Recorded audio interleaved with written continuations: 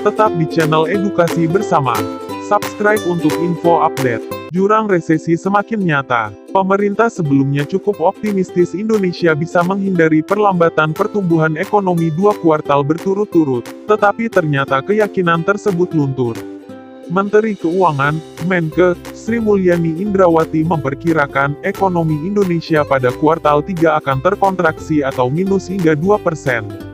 Artinya, dengan realisasi pertumbuhan ekonomi di kuartal 2 yang minus 5,32%, maka Indonesia akan masuk jurang resesi. Indikator di bulan Juli kita memang melihat downside ternyata tetap menunjukkan suatu risiko yang nyata. Jadi untuk kuartal ketiga kita outlook-nya adalah antara 0 hingga negatif 2%. Kita lihat karena negatif 2% tadi pergeseran dari pergerakan yang belum terlihat ini sangat sulit meskipun ada beberapa yang sudah positif, kata Sri Mulyani dalam APBN kita, Selasa, tanggal 25 Agustus tahun 2020. Menkeu mengatakan, kunci utama dalam menghadapi situasi ini adalah konsumsi dan investasi. Meskipun pemerintah sudah all out, namun jika kedua kunci tersebut masih negatif, maka akan sangat sulit mencapai zona netral. Ini harus dilihat dan dimonitor. Makanya, Presiden minta Menteri fokus melihat indikator investasi. Kuartal 2 kontraksi dalam, kuartal 3 dan kuartal 4 bisa mulai pulih paling tidak mendekati 0%, kata Sri Mulyani pada Selasa tanggal 25 Agustus tahun 2020. Menurut Sri Mulyani, salah satu indikator pertumbuhan ekonomi yang belum pulih adalah konsumsi rumah tangga. Dirinya mengaku sulit untuk mendongkrak konsumsi rumah tangga di sisa tahun 2020. Pada kuartal 2 2020 konsumsi rumah tangga berada di bawah 5% atau masuk ke dalam zona negatif yakni berada minus 1,3%. Sementara proyeksi keseluruhan konsumsi rumah tangga hingga akhir tahun hanya berada di 0%. Pada kuartal ketiga dan keempat diakui bahwa ini adalah satu yang cukup berat karena di kuartal ketiga konsumsi kita lihat belum menunjukkan pemulihan seperti yang kita harapkan, kata dia. Namun, Sri Mulyani memastikan bahwa pemerintah akan terus mengupayakan pertumbuhan konsumsi rumah tangga pada kuartal 3 dan 4. Jangan menyerah dulu, kita upayakan konsumsi kalau meningkat dan orang mulai kegiatannya kita lihat mobility index itu bisa dikerjakan kegiatan ekonomi konsumsi dan investasi, kata dia. Bendahara negara ini menambahkan, kalau berkaca pada kuartal 2 2020 ekonomi RI yang tumbuh negatif 5,32% itu masih lebih baik dibandingkan negara lain. Mestinya, pada kuartal 3 Indonesia bisa jauh lebih meningkat memperbaiki ekonomi sehingga tidak masuk jurang resesi. Staf khusus bidang perumusan kebijakan fiskal sektoral Menteri Keuangan Chandra Fajri Ananda menambahkan, dalam variabel makroekonomi, hampir semua mengalami kontraksi cukup dalam. Contohnya konsumsi rumah tangga, konsumsi pemerintah, investasi dan ekspor. Untuk itu, di kuartal 3 seharusnya kita fokus pada variabel yang bisa kita kontrol, seperti belanja pemerintah, kata dia kepada Liputan6.com, Rabu, tanggal 26 Agustus tahun 2020. Untuk itu, Chandra menyebutkan setidaknya Rp 500 triliun belanja kementerian dan lembaga perlu direalisasikan sepanjang Agustus hingga September.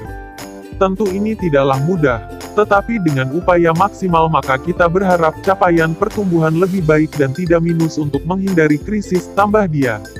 Di luar itu, Chandra menilai pemerintah pusat perlu melakukan harmonisasi program dengan pemerintah daerah untuk mengurangi overlapping program.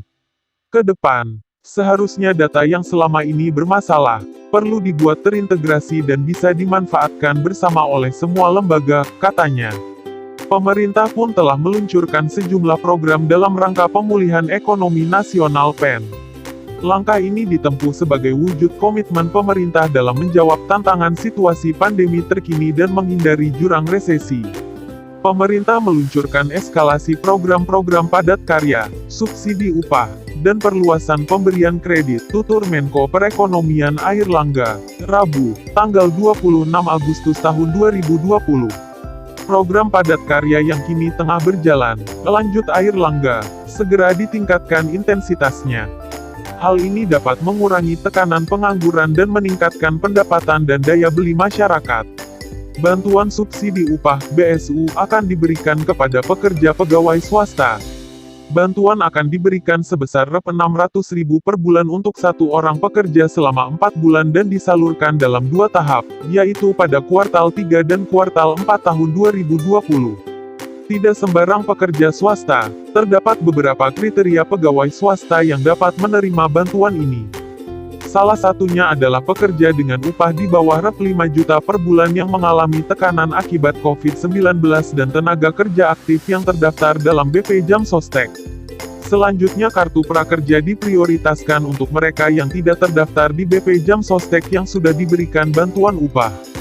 Kami telah kembangkan kartu prakerja dari skema awal targetnya 2 juta, kini skemanya menjadi 5,6 juta, lanjutnya. Program perluasan pemberian kredit juga ditujukan bagi rumah tangga dan korban pemutusan hubungan kerja, PHK. Fasilitas bunga 0% disalurkan melalui skema kredit usaha rakyat KUR, yang diperluas.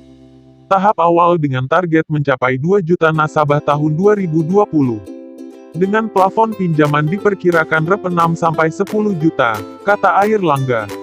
Terbaru, pemerintah akan memberikan diskon iuran BPJS Ketenagakerjaan.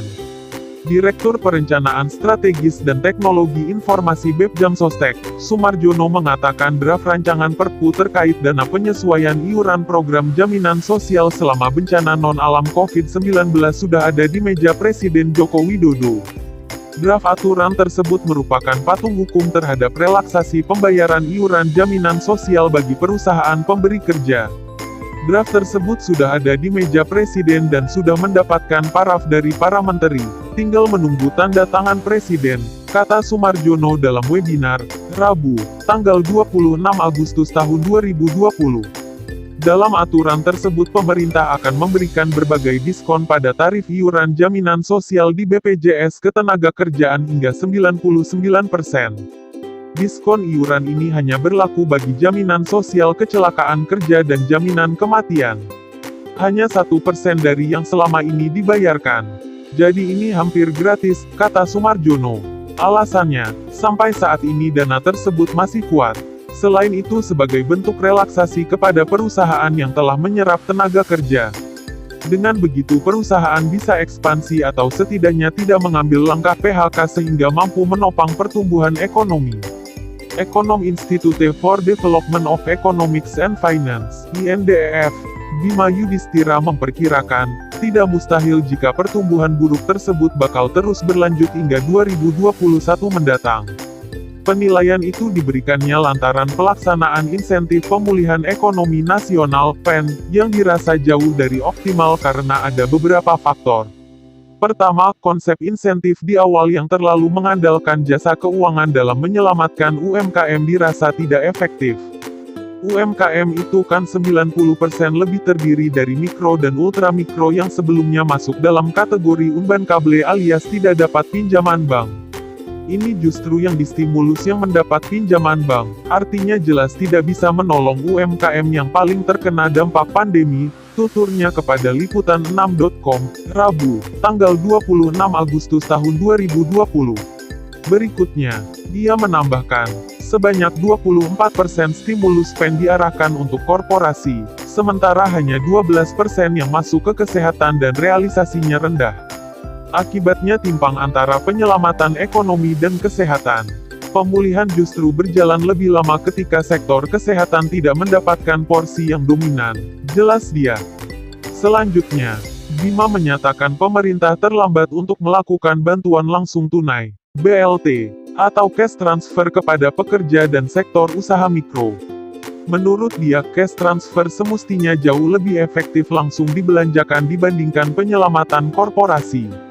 Kemudian, ia menyoroti pelaksanaan birokrasi pada saat krisis yang masih memiliki pola sama seperti saat normal. Pengisian DIPA sangat rendah, sehingga anggaran yang sudah dialokasikan belum terserap optimal. Ini juga terjadi pada pemerintah daerah, sambungnya. Efeknya apa? Tahun 2020 diperkirakan Indonesia akan jatuh pada resesi yang berlanjut hingga 2021. PHK massal semakin meningkat, dan angka kemiskinan naik, ujar Bima. Sementara Ekonom Center of Reform on Economics, KOR, Indonesia Peter Abdullah berpendapat, pemberian insentif dan stimulus memang tidak dapat jadi acuan apakah Indonesia nantinya akan terjerumus resesi atau tidak. Efektif untuk mencegah resesi. Kalau ukurannya resesi, maka seluruh program pemerintah di seluruh dunia tidak efektif. Terbukti mereka semua mengalami resesi, kata Peter kepada Liputan6.com. Menurut Peter, strategi dan program bantuan pemerintah lebih ditujukan untuk meningkatkan penanggulangan wabah, membantu masyarakat dan dunia usaha yang terdampak agar tidak kolaps atau bangkrut. Sehingga ketika wabah berlalu mereka bisa segera bangkit. Berbagai strategi dan program yang dilakukan pemerintah di berbagai negara kalau menurut saya bukan untuk menghindari resesi. Karena resesi di tengah wabah yang begitu panjang adalah sebuah keniscayaan. Tidak terelakkan, tegas Peter. Dari sisi pengusaha, Ketua Kebijakan Publik Asosiasi Pengusaha Indonesia, APindo, Sutrisno Iwantono mengatakan, terjadinya resesi atau tidak sebenarnya cuma masalah titel.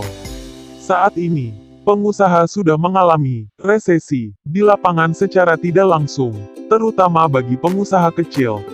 Di lapangan, di pabrik, kerja baru 30%, karyawan yang masuk, hotel 30%, okupansi, sudah sekian bulan bagaimana nggak resesi, bagaimana tahan? Dan nggak perlu menghindar juga, katanya kepada Liputan6.com. Selama masih belum krisis, dunia usaha dan ekonomi secara keseluruhan diyakini bisa kuat dan tahan menghadapi pandemi. Namun tentu saja, jika hal ini terjadi terus-terusan, hal buruk bisa terjadi. Oleh karenanya, saat ini pemerintah harus terus mendorong stimulus dari sisi permintaan untuk menciptakan daya beli masyarakat. Resesi itu, ya, tinggal gelarnya saja. Di realita, kita sudah masuk itu di lapangan kan sudah susah usaha-usaha kecil, kan nggak bisa dagang. Di Tanah Abang, Majestic, Pondok Gede. Kalaupun jualan juga nggak ada yang beli, ujarnya. Sedangkan dari sisi buruh, segala stimulus yang diberikan oleh pemerintah memberikan dampak positif. Salah satunya adalah stimulus pemberian gaji tambahan untuk pekerja dengan bayaran di bawah rp 5 juta.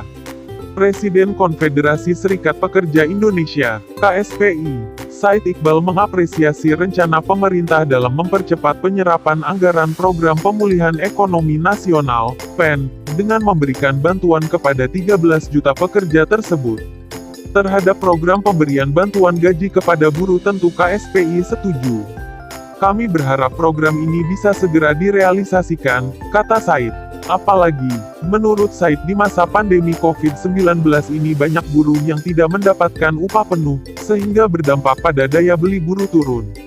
Dirinya mengingatkan, hal yang paling penting dari program ini harus tepat sasaran, tepat guna, dan disertai dengan pengawasan yang ketat terhadap implementasi program tersebut. Data 13 juta buruh yang akan menerima bantuan ini harus valid agar pemberian bantuan upah tepat sasaran, ujarnya. Sebelumnya, Said menyebut KSPI sendiri secara terbuka pernah mengusulkan program subsidi upah bagi buruh terdampak COVID-19. Dengan adanya subsidi upah, manfaatnya bisa langsung dirasakan oleh buruh yang turun daya belinya.